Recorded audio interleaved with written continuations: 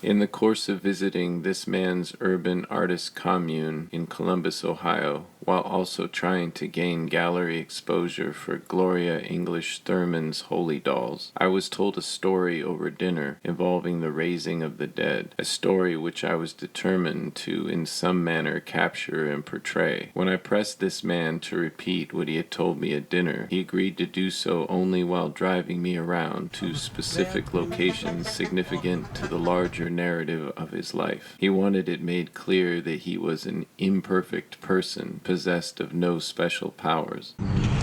I was just as inquisitive as anybody you ever knew.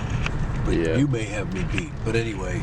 He drove and talked for almost an hour before we got to the raising of the dead story. I was sweating to death in my leather coat and finally had to enlist his help in freeing my arm so I could take it off. Sorry, I just gotta get out of this leather coat. Oh, can you grab that? Sure. Thank you. Wow. That's hot. Yeah, leather is something. It's actually going to be 80 today. He spoke of a time post-Vietnam War when he was recovering from the shock of a failed business venture, dealing with trouble in his family. I mean, I worked maintenance for the apartment complex where we lived. Was it in that complex where you prayed for the man? Yes, yeah.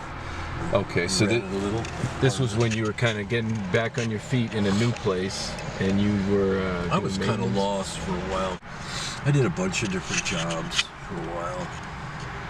But was it on a maintenance call that the woman came and approached you and said, "My husband's dead"? No, I got two lives going on. Working building maintenance to house his family in a basement dwelling, he was also daylighting for a Bible ministry, having newly found faith himself, driving an old bus around to recruit people in the community, stopping to knock on doors. I'd go around when I had time to knock on doors, see if they wanted to join us.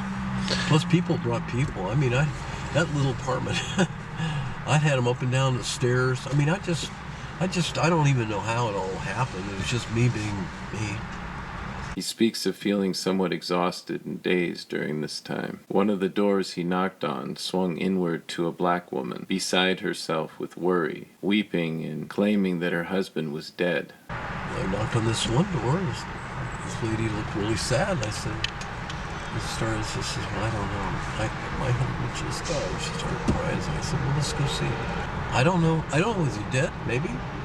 She said he was dead. They climbed a tall staircase to a dimly lit room. I went up there and I prayed for him and he opened his eyes. And that was that? That was it. He say anything? No, he didn't say anything. His eyes came open and she gave him a big hug and gave me a hug and I just, okay, glad you guys are okay, bye. But I mean, it didn't sink in after a while. Wow, right. Happened. It just had happened in the course of things, and like in 15 minutes. Yeah. Man. Fascinating. It kind of leads me to think that I'm not an asshole, really, that God gives me so many little amens all along the way. So, although he can barely believe it himself, that is what happened. I would like to find more stories like this one. I really think you ought to keep me in the background because I don't think Wigglesworth you put in the foreground. Sure. Many men and women. It's all documented. Just acknowledge the Lord in all your ways and let Him direct your path. For Brandish Productions, this is Daddy Brandish.